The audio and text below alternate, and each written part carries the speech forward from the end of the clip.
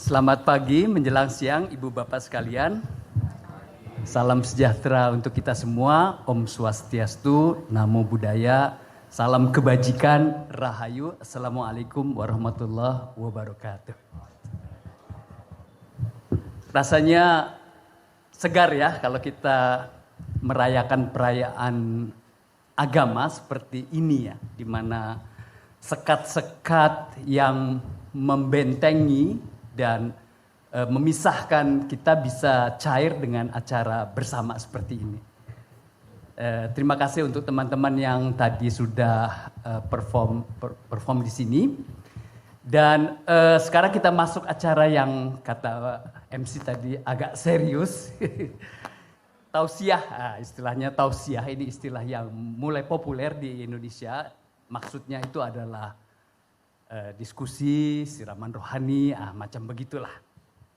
Nah, kita akan ada dua pembicara yang tadi juga sudah disebut namanya. Pertama, tausiah yang sifatnya memang sungguh-sungguh rohani dalam arti Katolik akan disampaikan oleh Romo Frumentius OFM. Saya persilahkan Romo Frumens untuk bisa duduk di bangku depan. Kita beri aplaus untuk Romo Frumens.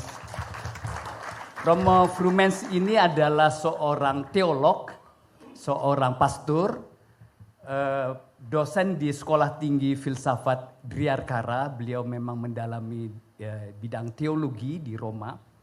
Dan silakan Romo. Dan dari beliau kita akan mendengarkan bagaimana kekristenan dalam hal ini tentu saja Katolik itu memberikan respon terhadap isu-isu dan tantangan hubungan antar agama di Indonesia. Jadi kita akan menghikmati Natal ini dengan bagaimana Natal itu juga bisa memberi satu kontribusi untuk hubungan antar agama yang lebih baik di Indonesia. Nah, pembicara yang kedua adalah seorang artis ya, seorang yang tadi juga ikut menari, Ibu Nisa Alwis. Silakan Ibu Nisa Alwis, duduk di mana ya? Ya, ini Ibu Nisa Alwis. Kalau Ibu Bapak sekalian rajin mengikuti YouTube, Ibu Nisa banyak sekali rekaman YouTube-nya yang menceritakan tentang bagaimana, silakan Mbak Nisa, bagaimana beliau telah bertahun-tahun kerja untuk, silakan. Ibu Nisa telah bekerja lama sekali untuk isu kesetaraan gender dan juga toleransi antar umat beragama. Latar belakang beliau juga sangat menarik. Beliau adalah dari tradisi pesantren, alumnus juga dari UIN Jakarta, dan sekarang aktif terutama di dalam melawan segala hal yang sifatnya intoleransi. Kita beri tepuk tangan untuk Ibu Nisa dan juga Romo Frumens. Baik, Ibu Bapak sekalian, tema besar dari diskusi kita pada siang hari ini adalah bagaimana melanjutkan apa yang tadi sudah dikemukakan oleh Bung Denny J.A. Bagaimana dalam rangka kita menghidupkan warisan budaya agama-agama untuk perkembangan kemanusiaan dan kebersamaan kita. Agama-agama itu memang sebenarnya bisa memberi kontribusi yang tinggi ya dari segi tentu saja budaya, tapi bahkan juga dari segi teologi. Nanti Romo Frumens akan bicara dari segi teologinya bagaimana mengembangkan dialog-dialog antar agama, dan Ibu Nisa akan mungkin sharing pengalamannya terutama dalam membangun intoleransi, kebersamaan dan kesetaraan dalam hidup bersama. Baik, mungkin pertama kali saya persilahkan Romo Frumens dulu ya. Kan ini perayaan Natal jadi kita mulai dengan Romo dulu ya. Setuju? Setuju ya. Nanti dari pengalaman Ibu Nisa. Silakan Romo, bisa di sana bisa juga di sini. Kita beri tepuk tangan dulu kepada Romo Frumens.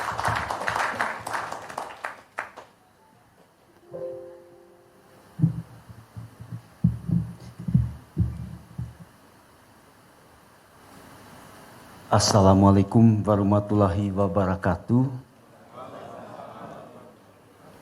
Salam sejahtera untuk kita semua. Salam, Om Swastiastu, Namo Buddhaya, salam kebajikan. Saudara-saudariku, salam Nusantara. Saya akan bagi presentasi saya ini memang dalam slide pokok-pokok, coba dipresentasikan. Kurang lebih ada 3 pokok kalau kita mau ringkaskan. Dan ketiga pokok itu masing-masing dengan pertanyaan ini. Pertanyaan pertama dalam konteks hubungan kita dengan sesama dan sebenarnya juga dengan ciptaan. Siapa kita? Siapa saya? Siapa saudara dan saudari? Dengan kata lain, yang mau dijawab dalam pertanyaan ini adalah tentang manusia. Sekali lagi dari sudut pandang saya sebagai orang Katolik, lebih khusus lagi sebagai imam Katolik. Pertanyaan yang kedua adalah bagaimana kita, atau lebih khusus lagi sebagai orang Katolik, berbicara tentang yang lain. Ya. Biasanya dalam kuliah itu disebutkan dengan istilah teknis teologi agama-agama. Jadi saya sebagai orang Katolik berbicara, memiliki pandangan tentang kehadiran orang-orang lain yang berbeda dengan saya. Dalam kaitan dengan itu nanti akan dipresentasikan kedudukan Yesus Kristus ya, dalam hubungan dengan, saya sebut saja, agama-agama lain dan penganutnya, dan juga sesungguhnya dalam hubungan dengan alam semesta. Lalu pertanyaan yang ketiga, yang terakhir adalah, dan ini yang saya kira khas tema kita, khas dari esoterika ini adalah bagaimana kita berbicara, bersikap dengan dan bersama dengan yang lain. Saya akan mengutip satu dari dokumen gereja, dialog dan pewartaan. Saya kira mungkin juga sudah umum ini, 4 model dialog. Tetapi sekaligus juga saya akan kutip dari salah satu pemikir, sebenarnya dia orang Vietnam, tetapi karena dikejar-kejar pemerintahnya di Vietnam, maka dia migrasi ke Amerika. Namanya Peter Pan. Dia seorang Fransiskan seperti saya ini, tetapi kemudian bertobat dan menjadi seorang Salesian, tetap Katolik, tapi ya seorang imam juga.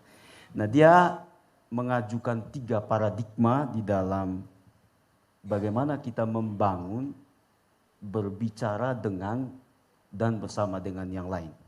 Ketiga paradigma itu nanti akan kita lihat, itu sebagai orang asing atau migran. Yang kedua itu sebagai tamu atau juga penerima tamu. Dan yang terakhir tadi Bapak Denny J.A. itu mengatakan itu, saya senang, sebagai seorang kelana, sebagai peziarah. Dan itu level yang tertinggi dari kalau kita berbicara atau bersikap dalam hubungan dengan orang yang berbeda dengan kita. Mari kita lihat satu persatu. Slide berikutnya, ya. Pertanyaan pertama, ya, mengapa kita berdialog? Tentu saja kalau kita melihat pengertian dari dialog ini, pengertiannya itu jauh melebihi fungsi kata-katanya. Ya. Di sini saya menyebutkan setidaknya ada 5 alasan mengapa dialog itu bagi tiap-tiap kita. Tadi Bapak Denny J.A. juga sudah mengatakan itu. Mengapa dialog ini bagi kita merupakan imperatif. Artinya suatu keniscayaan, suatu kewajiban. Ya. Pertama, ya memang saya kutip di sini, coba lihat slide arti dialog, yang bagian arti dialog ya. Berikutnya. Ya. Pertama, ya, dialog ini adalah metode tapi juga perspektif ya. Sudah dipakai di zaman Yunani, zaman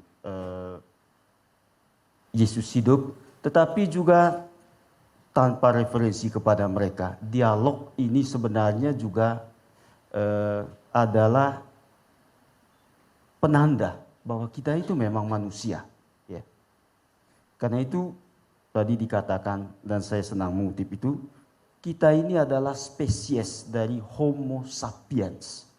Ya, manusia yang memiliki akal. Dan karena memiliki akal, ada kebutuhan internal untuk yang namanya berkomunikasi. Saya kira ini tanpa referensi kepada agama, kita pasti sepakat ini. Dan itu alasan yang pertama, mengapa kita berdialog. Lalu alasan yang kedua adalah kita ini, tiap-tiap kita adalah makhluk dialogis. Jadi makhluk yang bisa hidup bersama karena ada pertemuan kata-kata, karena ada pertemuan gagasan. Ya. Dalam kekristenan, lebih khusus lagi kekatolikan, ya dikatakan seperti ini. Allah menjadi manusia. Ya, itulah yang disebut dengan logos, itu menjadi atau menyata di dalam Yesus Kristus. Proses ini, istilah teknisnya adalah inkarnasi, istilah komoditasnya atau istilah kebudayaannya adalah Natal. Ya. Nah, proses ini mensyaratkan atau mengandaikan yang kita sebut dialog. Tuhan tidak mungkin berkomunikasi atau komunikasinya tidak mungkin dimengerti oleh makhluk non manusia. Ya, karena itu pertemuan dua logos, dua gagasan, dua verbum ini menghasilkan yang namanya dalam konteks Katolik yang kita sebut dengan relasi wahyu dan iman. Iman itu selalu dilihat oleh kekatolikan sebagai tanggapan, jawaban. Nah, tanggapan dan jawaban itu karena juga disiapkan oleh Allah pencipta. Kurang lebih itu teologinya. Tapi penting untuk digarisbawahi bahwa manusia itu adalah ciptaan yang dialogis, yang mengandalkan kata-kata, gagasan, persuasi untuk dapat hidup bersama. Ya. Kemudian yang ketiga, mengapa dialog? Kita berdialog karena ya datum antropologis, yaitu fakta yang tak terelakkan. Ya. Yaitu bahwa kita itu berbeda dan beragam dan mungkin juga bertentangan satu sama lain. Ya. Jadi fakta ini saja sudah cukup untuk mengatakan ya memang kita perlu berdialog. Apalagi tadi disebutkan karena globalisasi hal itu menjadi makin suatu kebutuhan, suatu keniscayaan.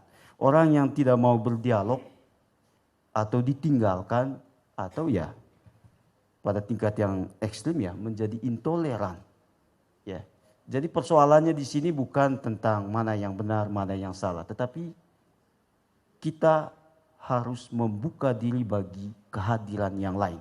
Dan itu dimungkinkan atau menjadi nyata karena memang kita beragam, berbeda satu sama lain, tetapi kita bisa hidup bersama. Kemudian masih ada satu lagi, mengapa kita berdialog? Ya, sekali lagi kembali ke Homo sapiens.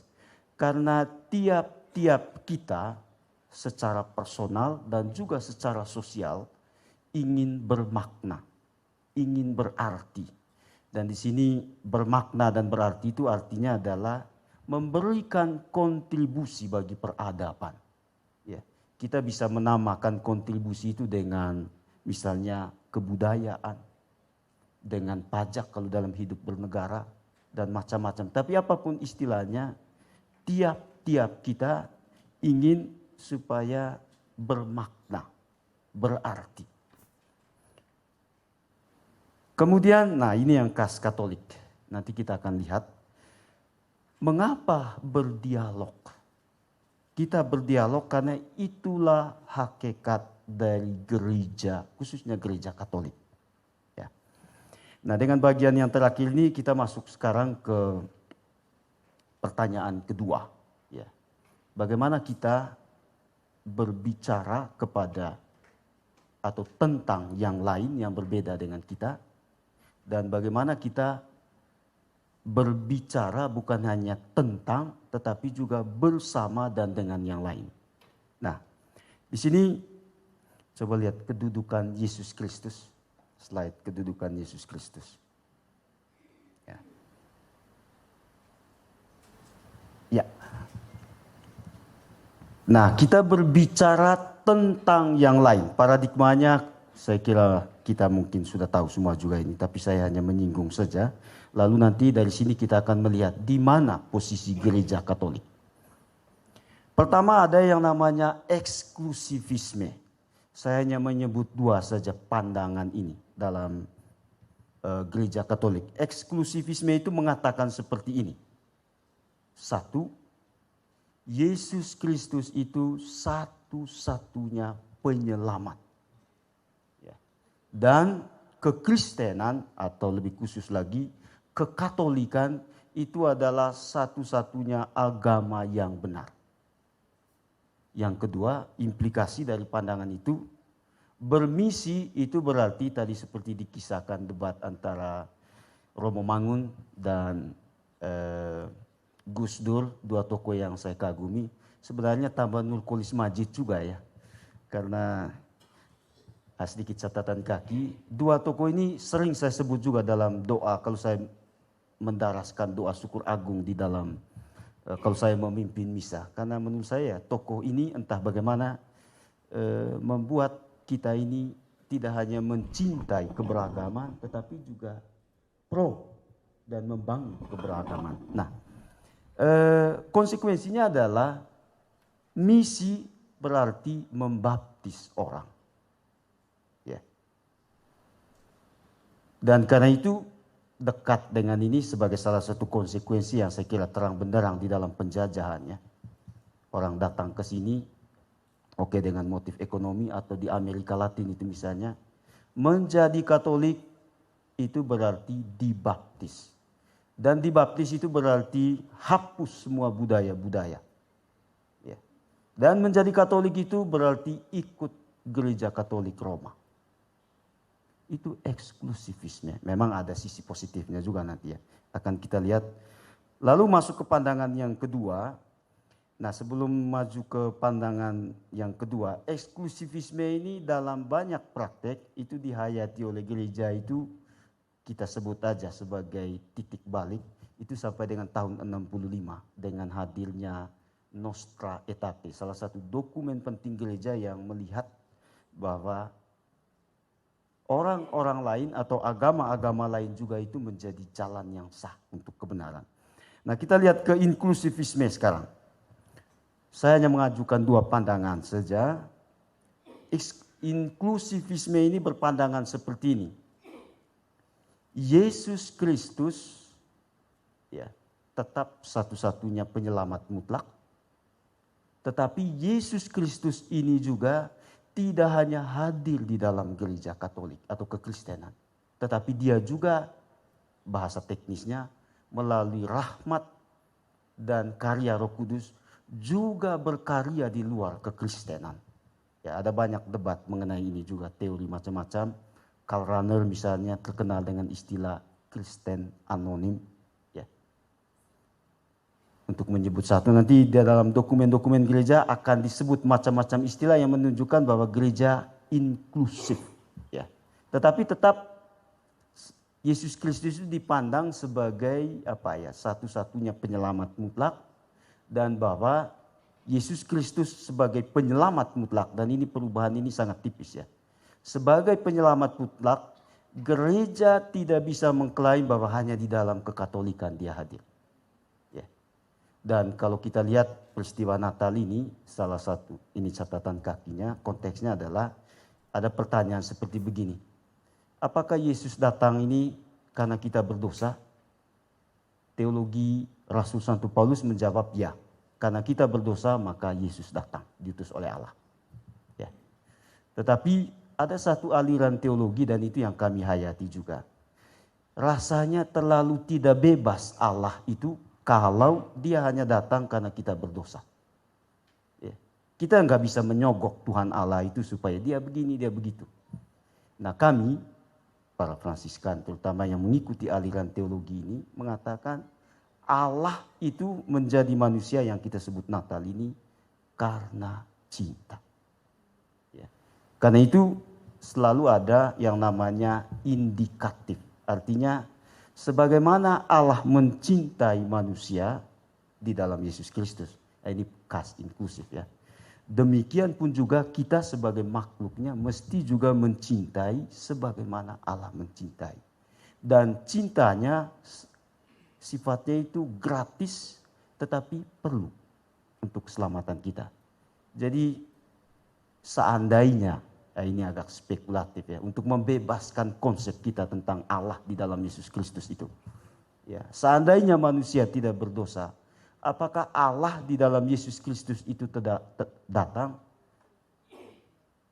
Kami para Fransiskan dan beberapa aliran juga di dalam teologi Katolik akan menjawab iya. Allah di dalam Yesus Kristus tetap datang.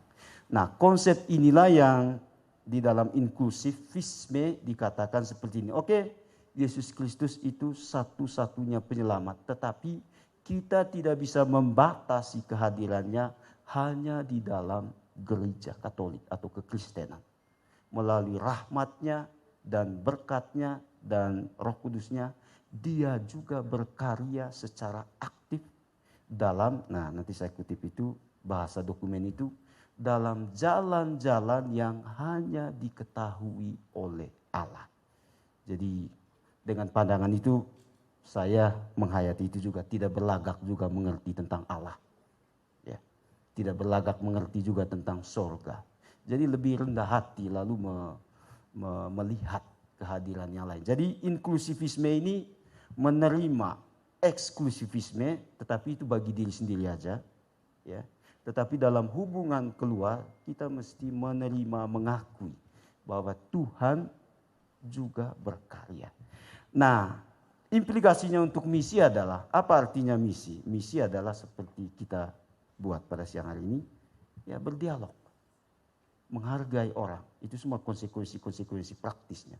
Mencintai sebagaimana Tuhan datang. Sebagaimana semangat Natal, kurang lebih begitu. Nah, pluralisme itu sikap yang ketiga. Ya. Pluralisme itu mengatakan seperti ini, saya hanya menyebut dua pandangan aja. Prinsip satu dari pluralisme ini adalah Yesus Kristus itu salah satu saja, bukan satu-satunya. Dan karena itu dekat dengan inklusivisme, setiap agama itu sah dan benar adanya sebagai jalan keselamatan.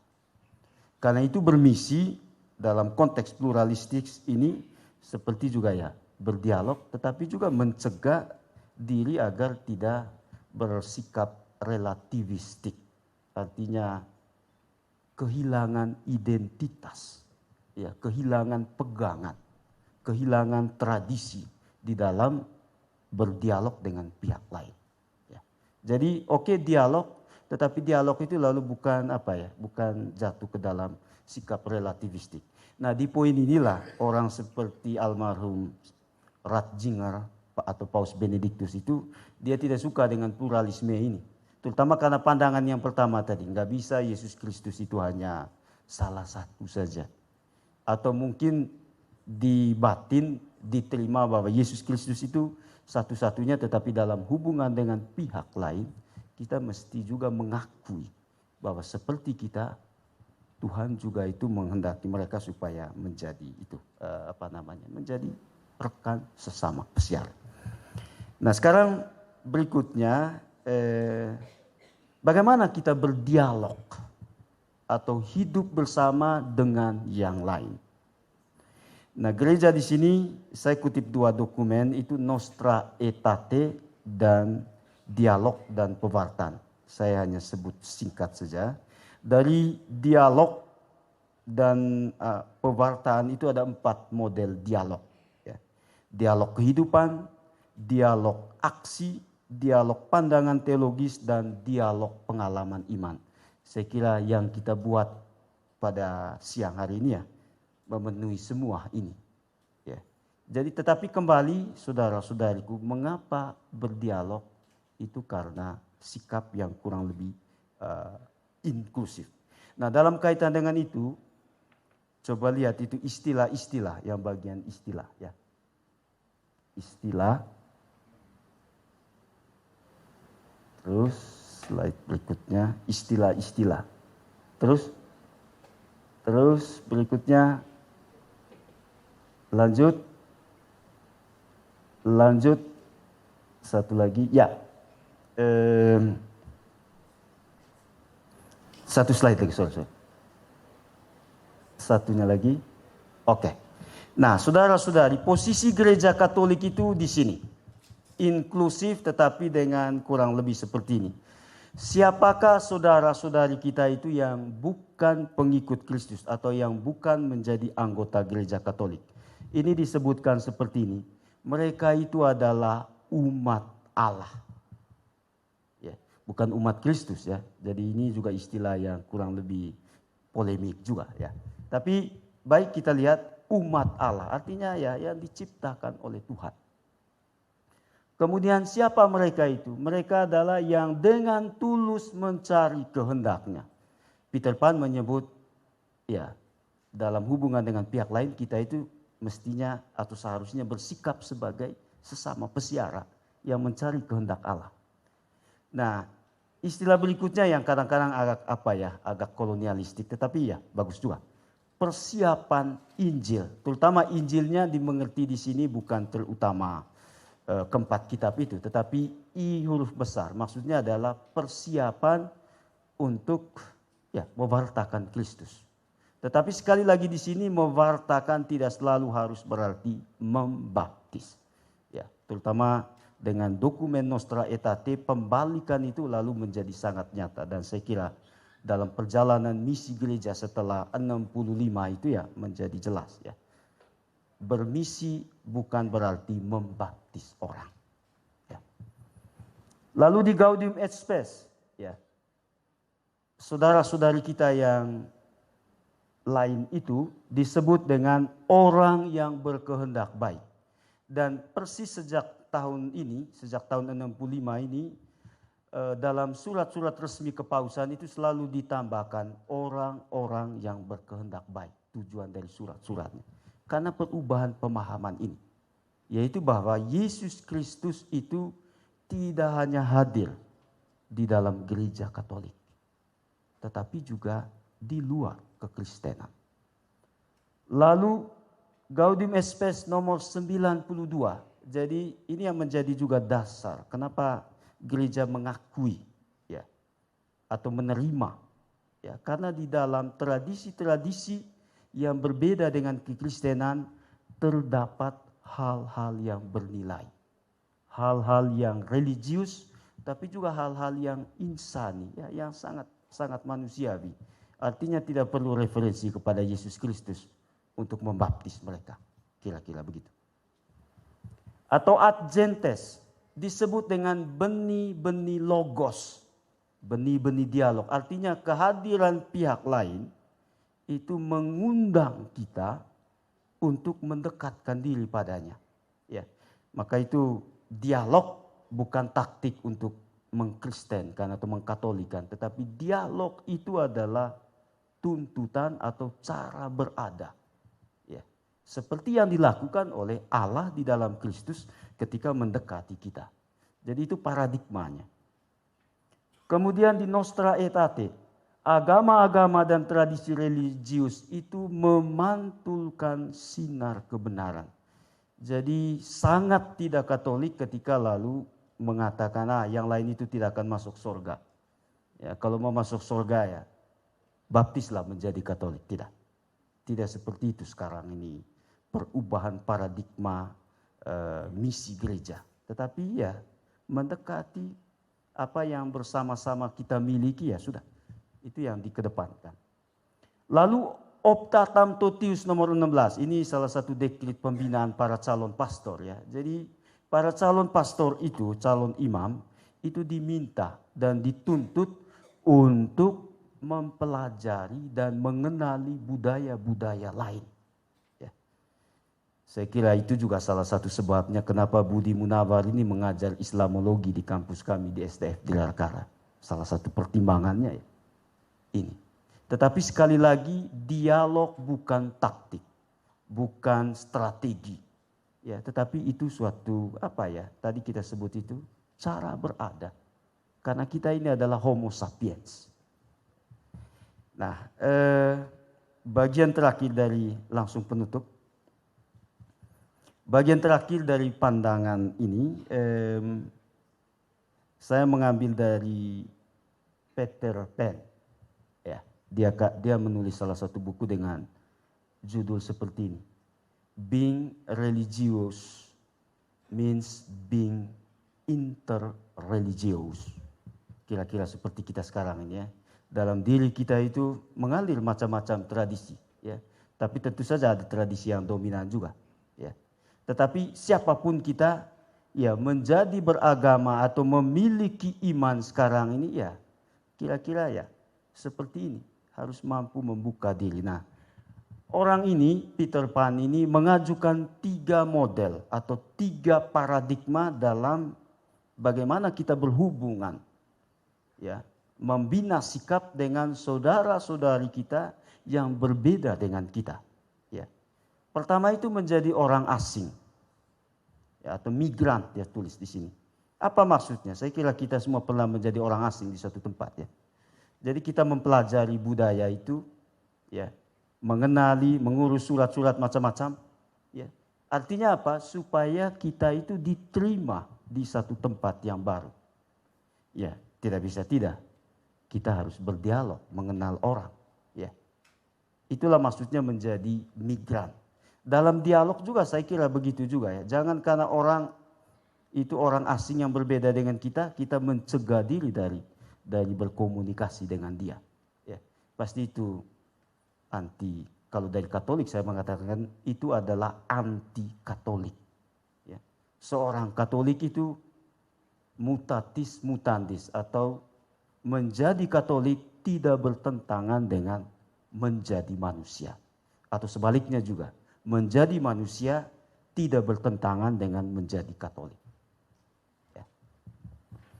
Nah, paradigma yang kedua, dia katakan bertamu, ya, host and guest. Ya, kita dalam hidup bersama juga saya kira kita mengalami ini juga ya. Kita menjadi tamu, tapi juga menjadi orang yang menjamu tamu. Sebagai tamu di suatu tempat. Ya, kita pasti menghormati yang tamu itu. Tidak baru pertemuan pertama lalu bilang, kopinya tidak enak, tehnya tidak enak, di tempat saya begini dan begitu. Jadi di sana itu sikap kita itu tidak hanya adaptif supaya bisa diterima, tetapi juga kita respect dengan tuan rumah. Ya, kalau kita tidak respect kan orang akan mengatakan kurang ajar. Ya, kira-kira begitu. Jadi dialog macet lalu. Ya. Jadi paradigma yang kedua ya seperti tamu, kita semua saya kira juga pernah mengalami hal ini juga ya. Pada pertemuan pertama ya mungkin macam-macam, selanjutnya intens dan seterusnya ya ada tukar menukar gagasan, pandangan teologis dan macam-macam. Kira-kira itu idealnya. Ya, tetapi dalam rangka hubungan kita dengan pihak lain kita bisa berlaku sebagai tamu atau yang menjamu tamu. Saya kira orang yang menjamu tamu juga tidak akan merendahkan tamunya juga ya. Ya. Apalagi misalnya baik itu tamu yang diundang maupun yang tamu yang tidak diundang. Ya, di sana bermain konsep keramah tamahan dan saya kira kebudayaan kita Indonesia itu sangat menghormati orang-orang asing itu. Ya, karena apa? Karena orang-orang asing ini setidaknya di kebudayaan saya di Flores, Manggarai, saya berasal dari Labuan Bajo. Orang-orang asing itu adalah pembawa berkat. menghancurkan mereka itu kejahatan yang sangat besar. Ya. Saya kira selaras dengan tradisi-tradisi Abraham. Ya. Abraham menerima tamu dan lain sebagainya, dijamu dengan baik, ternyata yang diterima ini adalah Tuhan Allah. Mungkin kita tidak berharap bahwa tamu orang asing itu adalah Tuhan Allah, tetapi sebagai sesama tamu di muka bumi ini ya berlakulah baik. Kira-kira begitu. Yang terakhir, tadi digarisbawahi oleh Bapak Denny J.A. ini sebagai perantau, kelana, musafir. Ya. Dan agama-agama itu menyediakan tempat-tempat itu. Ya. Di Katolik, di Islam. Ya. Artinya mau menggarisbawahi apa ya? Satu, kita semua adalah, tadi dibahasakan oleh gereja itu, orang yang mencari kehendak Allah. Dan karena orang yang mencari kehendak Allah, geraknya itu adalah gerak keluar. Keluar dari diri kita sendiri dan menjumpai yang lain. Yang lain itu bisa sesama kita, tetapi lebih dari itu dalam konteks pesiara ini, yang lain itu adalah yang kudus, yang ilahi. Ya. Dan sebagai sesama pesiara, sikap yang tepat itu adalah menanggalkan, meninggalkan. Seperti yang dilakukan oleh Abraham atau beberapa tokoh besar di dalam kitab suci itu ya. Mereka keluar dari dirinya sendiri. Atau dalam kisah Natal ya, itu orang Majus. Ya, orang yang bijaksana digambarkan seperti itulah. Ya, harusnya kalau sudah bijaksana ya tidak perlu lagi pihak lain ya. Tetapi apa yang membuat mereka tergetar? Ya, karena passion pada pesiarahan ini.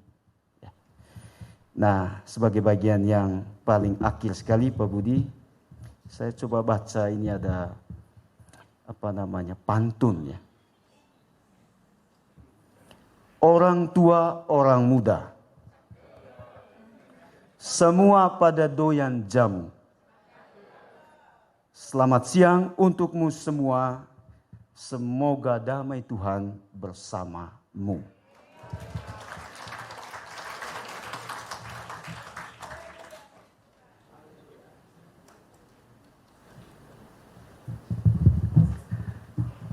Terima kasih Romo Frumens, terima kasih untuk pantunnya juga. Tadi kita sudah mendengar dari Romo Frumens satu peneguhan ya, peneguhan kenapa kita perlu melakukan hal-hal seperti ini. Beliau tadi menyebut ada 3 paradigma, eksklusif, inklusif, pluralis. Dan ini memang sekarang sudah sangat terkenal ya paradigma ini, dan telah memberi pengaruh juga pada kita ya dalam hidup antar agama. Ribuan tahun kita hidup dalam eksklusivisme dan sekarang kita mulai menerima inklusivisme. Dan pandangan inklusivisme saya kira menjadi pandangan yang diterima di Kementerian Agama, di dalam kehidupan kebijakan-kebijakan agama di Indonesia dan seterusnya. Walaupun masih banyak tentu saja eksklusivisme, apalagi eksklusivisme itu sudah ribuan tahun dihayati dan dikembangkan dalam semua agama. Saya juga tertarik dengan satu kutipan tadi dari siapa ya, Peter Pan ya. Itu Peter Pan, bacanya Peter Pan. Itu juga sudah sangat terkenal di Indonesia, di dalam lingkungan Muslim seringkali dikutip itu. Tapi saya baru tahu kalau itu dari Peter Pan. Kalau kutipan panjangnya begini, to be religious today is to be interreligious. Jadi kalau kita mau menjadi religius sekarang ini harus interreligious. Itu kutipan yang dahsyat sekali dan memberikan afirmasi terhadap pertemuan-pertemuan seperti ini. Baik, sekali lagi terima kasih Romo Frumens, kita beri tepuk tangan sekali lagi pada Romo Frumens. Dan sekarang kita sampai pada tausiahnya Ibu Nisa Alwis. Ini aktivis ya, seorang aktivis. Jadi mungkin nanti kita akan mendengar satu uraiannya yang berbeda karena beliau punya banyak sekali pengalaman, terutama pengalaman menghadapi berbagai macam kasus-kasus intoleransi di Indonesia. Kita beri tepuk tangan pada Ibu Nisa, silakan Ibu Nisa. Bisa di sana, bisa juga di sini. Mau di sini aja.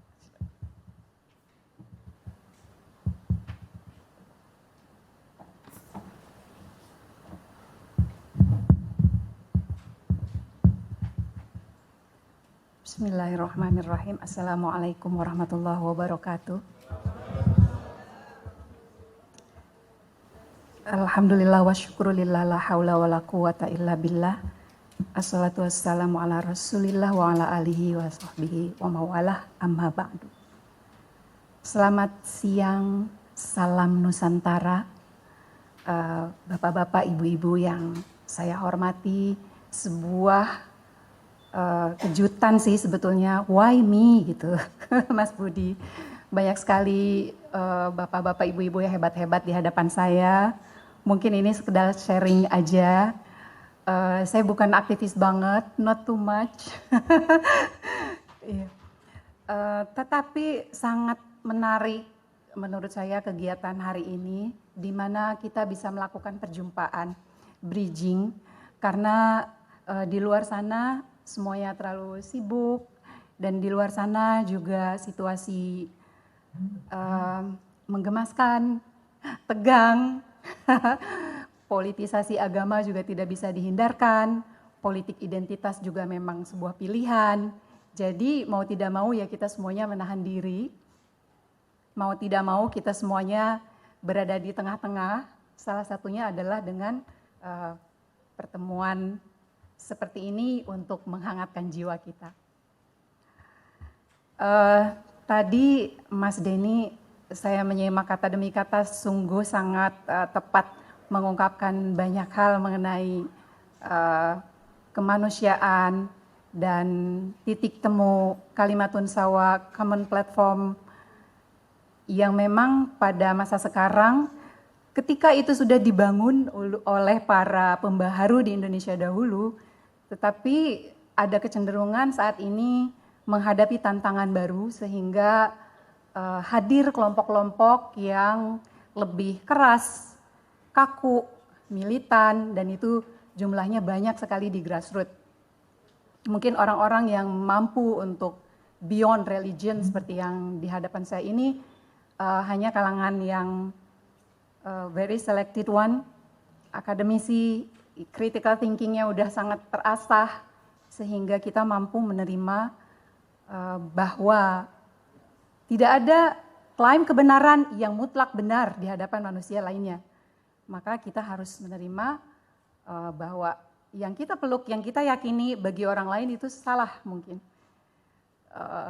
Tetapi bagi kita benar, jangan khawatir gitu kan. Nah, hal-hal seperti itu di tingkat bawah agak sulit untuk dijelaskan, apalagi mimbar-mimbar dakwah itu berisi hal-hal yang sifatnya sangat normatif dan cenderung tekstual dan dangkal. Kembali lagi ke perayaan kita hari ini ya, judulnya perayaan. Itu memang manusia kan makhluk yang senang merayakan ya, apa aja kita rayakan. Teman-teman mungkin yang pernah tinggal di Tunisia, di Mesir, di mana, itu pasti heran deh, karena orang-orang di sana justru mereka sedikit loh perayaannya. Di kita dari mulai 7 bulanan, akikahan, sunatan, wah semuanya dulu dihitung hari-harinya, karena kita sudah bercampur dengan tradisi lokal. Dan sesungguhnya betapa indah melakukan perayaan-perayaan ini. Dan ini sah, secara ekonomi juga bagus kan, komodifikasi agama itu ada sisi baiknya. Jadi berjalan, petugas, pedagang trompet, baju-baju hari raya, yang masak-masak catering misalnya, semuanya berjalan dengan baik. Jadi sisi ekonomis dalam agama memang tidak diragukan lagi. Demikian pula sisi politis, sisi budaya dan lainnya. Boleh slide-nya mungkin ditayangkan satu dulu.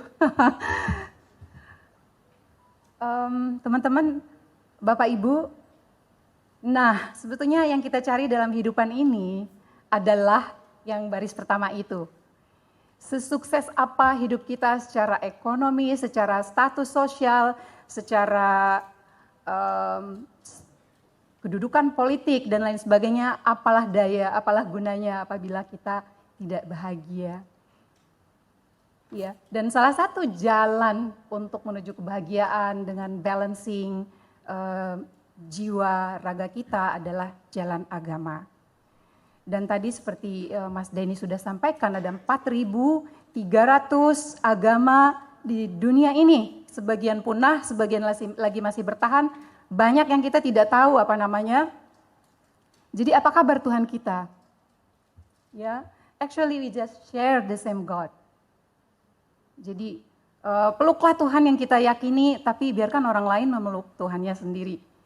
Karena ya begitulah caranya kita terlahir mendapatkan warisan keyakinan, dipupuk, dibesarkan dengan moral seperti itu. Tapi jangan lupa bahwa moral, sumber moral bukan hanya pegangan yang diajarkan kepada kita itu saja. Bahkan orang-orang yang tidak beriman pun mereka bisa sangat bermoral.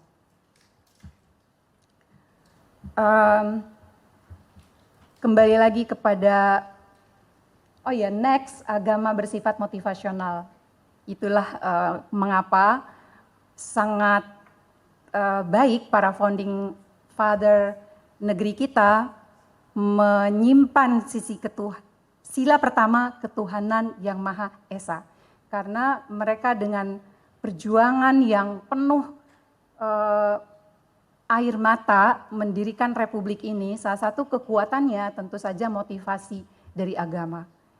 Jadi orang yang berjuang, baik itu untuk memerdekakan bangsanya, negaranya, maupun kita semua untuk memerdekakan diri kita dari ketertinggalan, kebodohan, kemiskinan, butuh pegangan untuk menguatkan. Salah satunya orang butuh berdoa. Ketika kita jatuh, kita masih punya harapan. Ketika ada orang menzolimi, ada orang tidak adil, kita masih punya Tuhan bersamaku. Ya. Kita membutuhkan itu. Tapi ada yang tidak membutuhkan itu. Dia sudah cukup kuat dengan dirinya. Bagi dia iman adalah percaya pada dirinya sendiri. Dan itu nggak apa-apa. This one. Ya, nah maka toleransi adalah hal yang niscaya. Tidak ada pilihan di tengah keragaman hidup kita, di tengah kenyataan bahwa sejarah selalu bergulir dan kita hidup tidak lama, kita menikmatinya, mengisinya, memperjuangkannya untuk sebuah kesuksesan bahagia tadi dengan toleransi agar di sana tercipta harmoni. Miris, saya tadi lihat video footage dari esoterika yang di awal-awal itu ya, that's the fact. Kalau misalnya agama itu menjamin kedamaian, harmoni, keselarasan, mungkin so what? Udah, kita nggak usah ngapa-ngapain lagi. Tapi ternyata tidak, justru ya sebagian dari doktrin agama itu kan berpotensi untuk membuat orang keras dan pecah dan sentimen terhadap yang lainnya. Nah inilah tugas dari bapak-bapak, ibu-ibu, para guru, para tokoh-tokoh di tengah umatnya untuk memberikan balancing bahwa ya kita semuanya hidup dalam relativitas. Dan hal yang harus kita perjuangkan adalah kemanusiaan. Ya. Banyak gerakan-gerakan keagamaan yang sangat produktif, membangun peradaban, tetapi di sisi lain juga bisa menghancurkan. Jadi selalu di sana ada kata-kata balancing, ada kata-kata critical thinking, dan lain sebagainya. Ya, sudah jelas kalau kita sakit, kita butuh transfusi darah, kita nggak pernah bertanya, ini darah siapa, agamanya apa. Kita terjatuh di jalan, tertabrak, ditolong siapa aja yang ada di sana, nggak perlu bertanya lagi apa. Jadi humanity itu berfungsi di saat biasa saja dan sangat berfungsi di saat kritis. Tetapi agama belum tentu. Jadi makanya memperjuangkan agama itu harus dilihat-lihat juga bagaimana sisi kemanusiaannya. Ya untuk konteks kebangsaan, Ini tantangan yang sangat berat menurut saya untuk para politisi juga. Saya sih berharap sebetulnya ada yang lebih clear gitu di antara paslon ini tentang nilai-nilai budaya yang kita sangat risih gitu ya. Mau kemana? Where are we going actually? Kalau negeri ini akar budayanya sudah goyah-goyah, sebesar apa itu pohon kalau akarnya goyah kita tumbang nanti. Jadi cultural capital itu yang benar-benar jangan diabaikan. Siapapun bapak-bapak ibu-ibu yang nanti menempati posisi strategis dalam ranah politik atau dalam ranah eksekutif yudikatif harus memperjuangkan ini karena ini adalah dasarnya. Saya sangat khawatir kemarin berdialog dengan kawan dari Iran yang sangat sedih karena ternyata di sana sistem otoriter terhadap penerapan syariat Islam itu membuat pemberontakan yang terlihat maupun tidak terlihat, terutama generasi mudanya. They not only unfail, but they don't even believe in religion anymore gitu. Dan itu mungkin gak apa-apa, that's how sebuah peradaban itu berproses.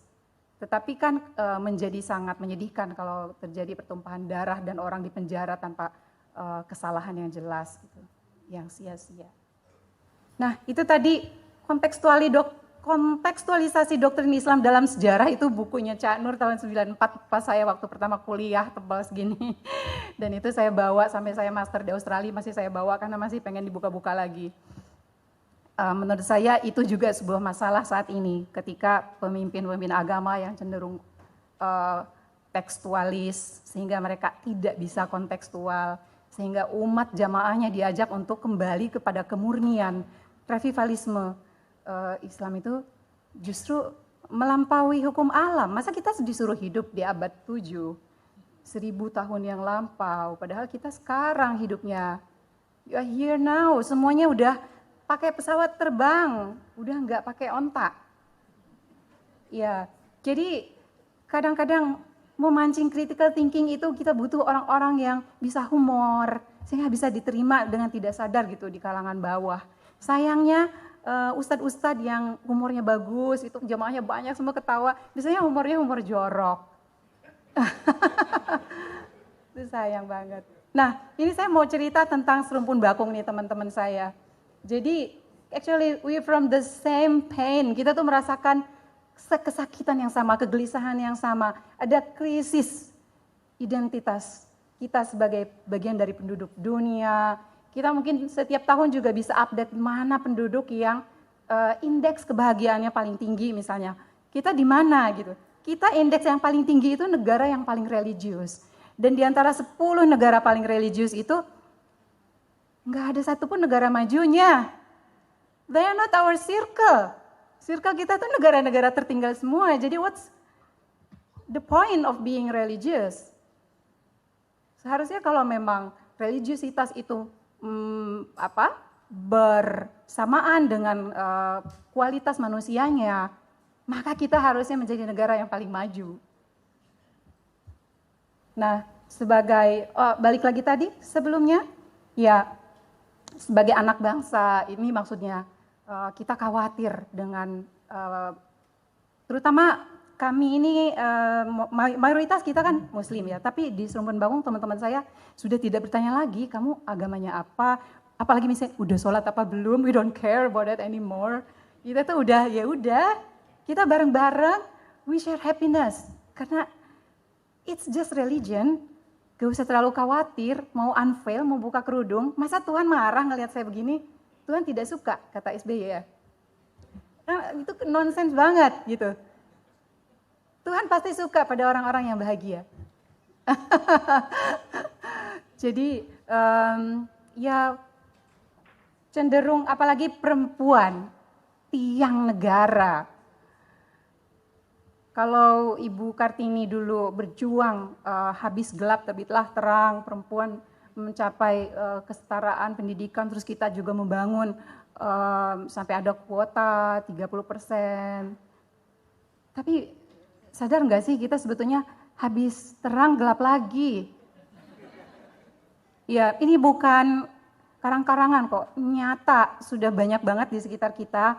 Misalnya perempuan yang tidak mau ke dokter laki-laki.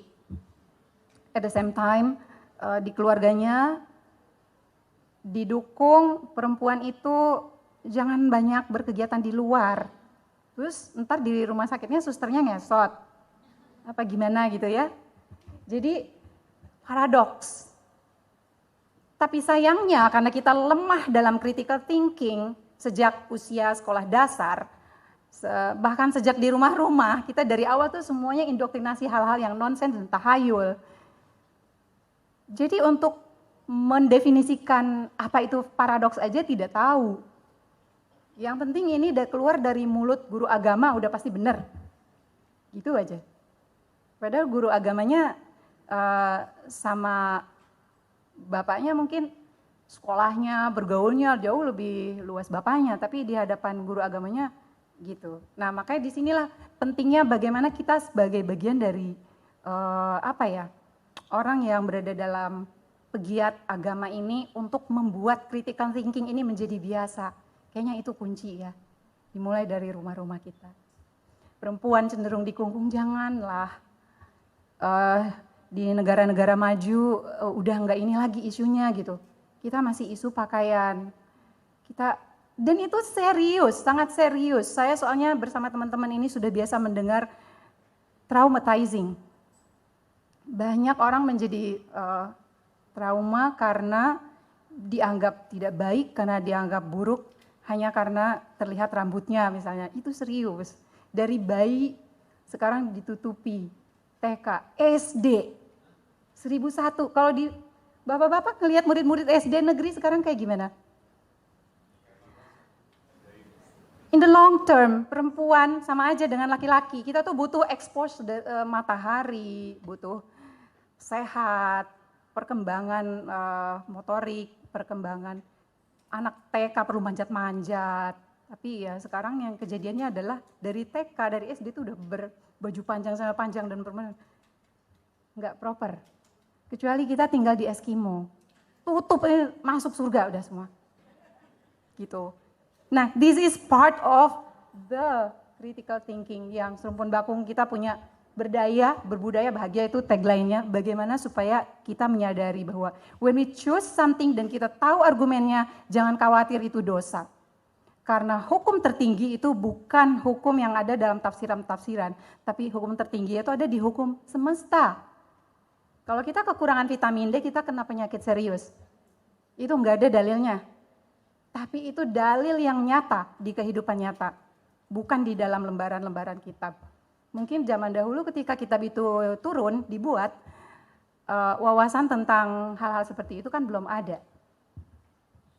Atau juga konteks ayat, konteks juga berbeda. Ya, para penafsir, mujahid zaman dahulu, mereka tinggalnya di Persia, bukan di tanah Jawa. Mungkin kalau di Wali Songo makanya kan tidak keberatan juga kalau perempuan Jawa pakai kemben. Ya biasa aja, sesuai dengan iklim kita. Tapi sekarang kalau saya pakai kemben di sini, wah digosipin nanti. Iya. Next, again. Nah ini teman-teman, cepet aja, ini Serumpun Bakung kita walaupun ngopi-ngopi berbicara hal-hal serius, tapi sambil ketawa-ketawa sebetulnya, karena targetnya itu biar bahagia. Next. Nah begitu deh ibu-ibu, seakan-akan pulang pergi mengaji gitu zaman dulu. Yang sekarang udah jarang banget orang pakai seperti ini, karena semuanya udah jilbab instan yang banyak di Tanah Abang. Iya kayak gitu. Nah ini kita diskusi, do something, ketawa-ketiwi, sambil menyegarkan, sambil getting stronger gitu menghadapi dunia luar. Next. Ya, kita juga promote kain, kebaya, budaya, karena itu bagian dari warisan yang berharga. Orang Belanda, orang Jepang, sebut mana lagi. Mereka itu menjadi terkenal, menjadi menarik, menjadi unik karena budayanya. Lah kita kenapa jadi seragam semua sekarang? Saya kadang sedih kalau misalnya ada poster nih dari lembaga yang moderat gitu ya, diposterkan this is Christian, this is Hindu, this is Muslim. Yang Muslim itu mesti berkerukupan, padahal kan nggak mesti ya. gitu. Next lagi. Nah ini teman-teman Serumpun Bakung juga ikut bagian dari penjaga bendera pusaka Agustusan. Selanjutnya, yalah ini kita, ya pokoknya bersenang-senang aja. Berapa orang bisa datang? Bertiga, ayo kita ada pameran lukisan, datang. Tapi semangatnya bukan itunya. Kita tuh kita tuh jadi kayak duta untuk orang yang di sekitarnya. Ada yang sengaja naik kereta, dan ada yang sengaja di kafe misalnya, kebayanya bagus ya. Jadi sebentar di alam bawah sadar orang mungkin ya, kita dulu pernah kayak gitu, kenapa harus lupa ya gitu. Apa sih, kan nggak apa-apa. Next. Nah ini centil-centul. Terus. Imlekan, bagaikan sekarang Natalan. Gitu. Enggak takut masuk neraka kan ya teman-teman ya? Enggak. Emang neraka ada ya? Pernah ke sana ya? Terus. Ya, kayak gitulah kita ya, Imlek. Ayo, next. Nah, ini kelihatan tuh. Teman-teman ini sebagian dari survival karena harus berjilbab, bergamis bertahun-tahun sampai harus healing. Karena sebetulnya hatinya tuh terpaksa. Gitu, because dianggap ini kewajiban dari Hong Kong. Ya, terus apa kabar para orang tua kita dahulu sekarang di neraka semua gitu. Ya, yang untung adalah ya para tengkulak yang jualan, politisi yang jual agama.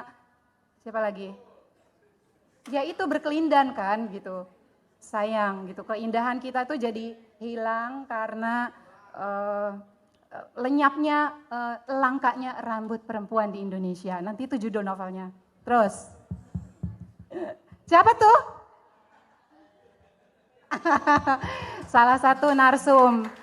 2 kali ya kita pernah diskusi ya tentang Cak Nur bersama Mas Gaus. Thank you so much. Terus, nah ini saya dan teman-teman GC Studio ikut menari Dayak. Ya ampun Ibu Nisa, Ustazah, lengannya kelihatan Ustazah. Astagfirullahaladzim. Next. Nah ini bulan puasa kita Kartinian. Biasanya teman-teman tuh nggak suka pakai dress code. Pokoknya a touch of Indonesia, terserah apa aja. Tapi waktu itu kita pakai ini bagus deh kayaknya baju Betawi gitu kan.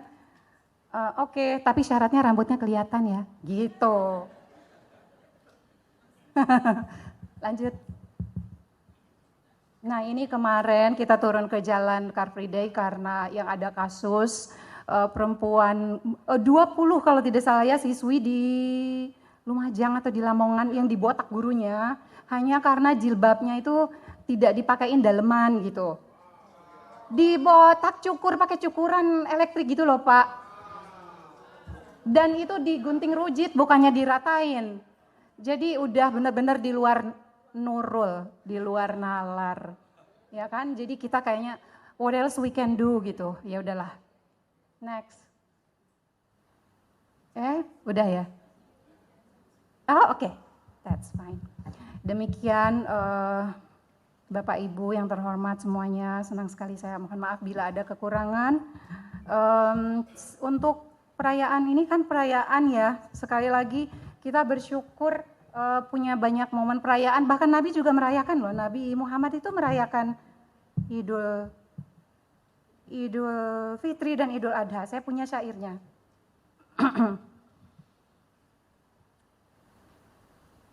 Jadi dulu pada saat Idul Adha, Nabi keluar rumah. Kharajan Nabi sallallahu alaihi wasallam yaumal Eid li ajli salatil Eid. Keluar rumah untuk salat Id. Fara'as sibyana yal'abun wa wajada sabiyan waqifan yabki. Ketika Nabi keluar rumah, ia mendapati ada seorang anak kecil di sudut jalan menangis. Segitu aja dulu, karena panjang. Terima kasih. Wassalamualaikum warahmatullahi wabarakatuh.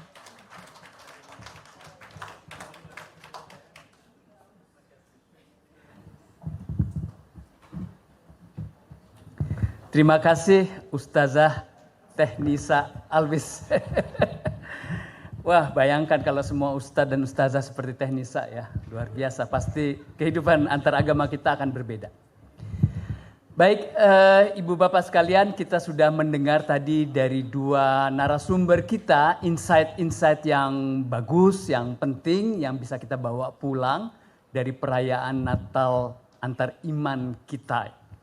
Saya tahu ini sudah jam 12.15, tentu kita perlu sesi selanjutnya yang tidak serius tapi penting, yaitu makan siang. Baik, kita akan segera makan siang sambil mendengarkan nanti ada musik-musik lagu-lagu dari Angel.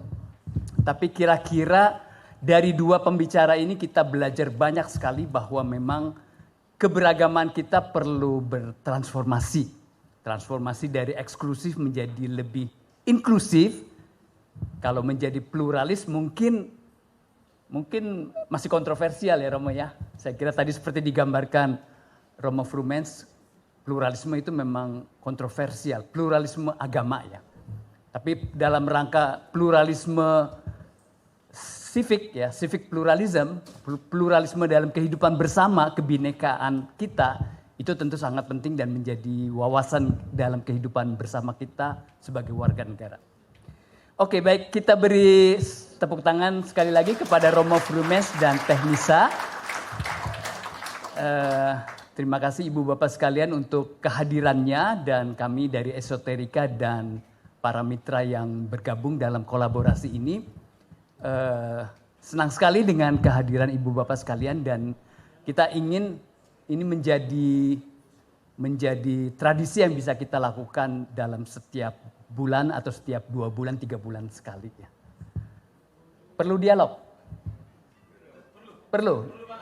Enggak merasa enggak merasa lapar? Yang penting dialognya. Oke. Teknisa, oke? Bisa kita tanya jawab? Oke, akan ada mungkin 2-3 penanya. Silakan, saya pengen tahu dulu ada berapa orang yang mau memberi komentar. Bisa komentar juga untuk acara seperti ini dan saran-saran bagaimana kita memperbaiki acara ini. Oh, cuma 1? Oke, ya. Pendeta Silvana, 1 lagi atau 2 saja? Oke, kita beri waktu. Pak siapa? Namanya Desember ya. Silakan Pak Desember. Anda bisa berdiri di sini atau? Ya, pakai ini juga boleh.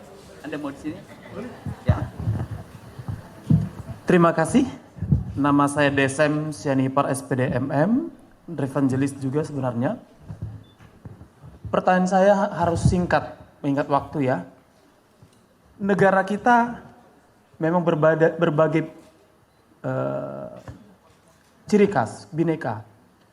Saya sudah persiapkan tadi mental saya, Natal ini akan berbau mengarah, berpikir, mempertahankan Bhinneka Tunggal Ika yaitu Pancasila. Di mana ada tahun politik. Pertanyaannya adalah, bagaimana kita menyikapi, memulihkan penyakit, sakit hati luar biasa terhadap tanggal 2 bulan 12 2017 yang sampai sekarang masih membekas. Tetangga saya mati tidak dikuburkan loh. Sampai bau pada saat itu. Itu fakta. Sakit sekali, nggak disolatin, nggak didoain. Itu fakta. Itu satu pertanyaan. Fakta kedua adalah ya, memulihkan ya tadi yang sakit tadi. 212 itu sakit banget, sakit luar biasa.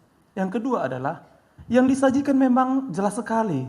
Pancasila, sila pertama, ketuhanan yang Maha Esa. Sangat jelas.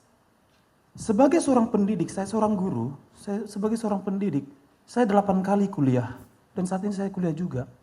Yang mau saya tanyakan adalah, luar biasa capeknya kami guru di sekolah mengajarkan moral anak sesuai dengan agama, tapi dirusak sama sinetron luar biasa rusak itu. Istri yang menangislah, suami yang dibagilah, surga yang tidak diinginkanlah, rusak moralnya. Bagaimana nilai-nilai keagamaan ini bisa dipertahankan?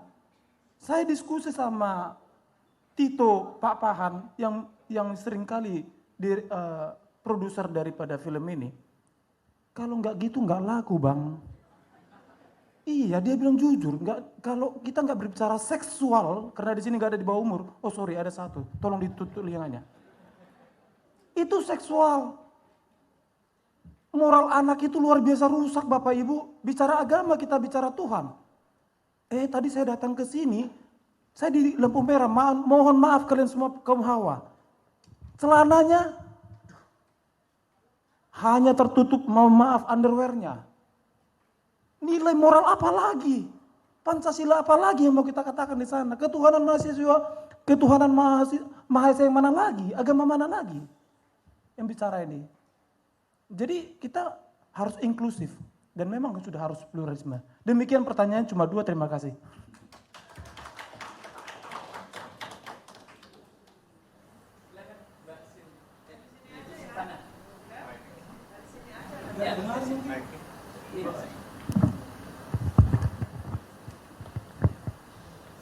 Terima kasih Mas Budi. Terima kasih ya, akhirnya kita ada Natalan bersama lagi setelah. Ini yang kedua ya. Yang tahun lalu?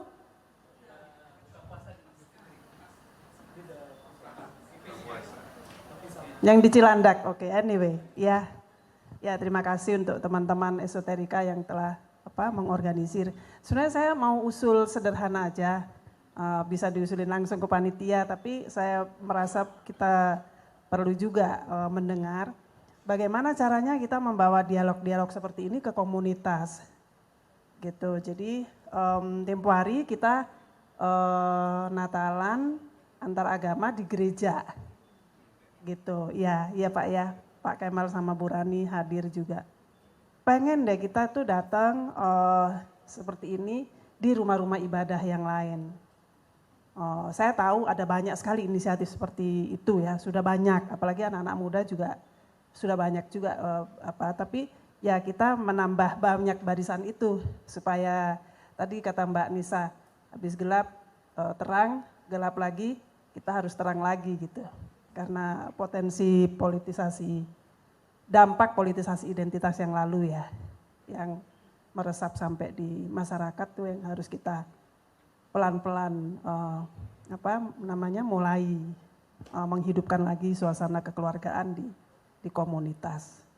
Kalau perlu dicari, karena saya yakin Mas Elza dan Mas Budi dengan teman-teman bisalah nyari pesantren atau masjid atau apa yang kita bisa duduk bareng seperti ini, merayakan hari-hari besar agama-agama, gitu ya.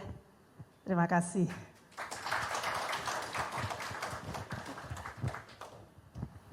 Mau ditanggapi?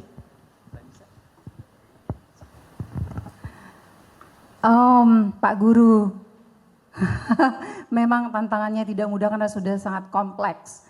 Yang penting menurut saya sudah menyampaikan hal-hal yang sesuai dengan prinsip-prinsip dasar pendidikan. Karena yang bertanggung jawab bukan hanya kita saja. Ada kondisi-kondisi yang di luar wilayah kontrol kita. Yang penting orang terdekat kita dan kitanya. Setelah itu mungkin spirit seperti itu menular ke setiap orang. Jadinya semuanya bisa baik gitu. Don't worry kalau misalnya ada yang di luar kendali. Karena ya yang penting usaha kita sudah lakukan.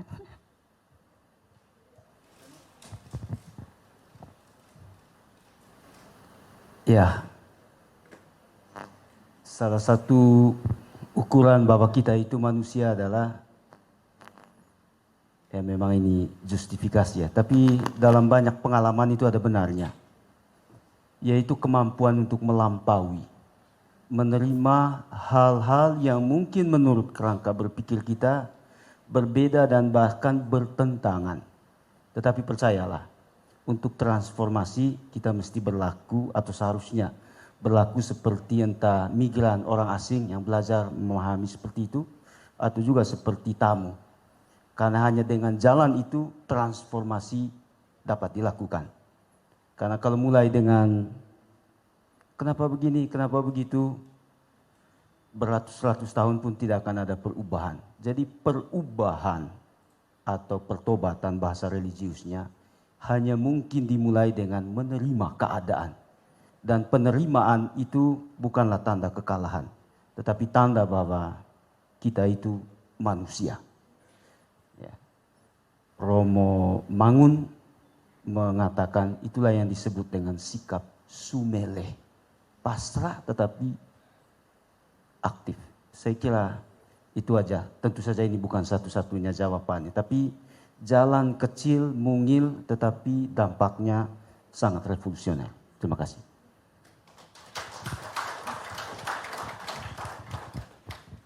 Terima kasih Teh Nisa dan Romo Frumens.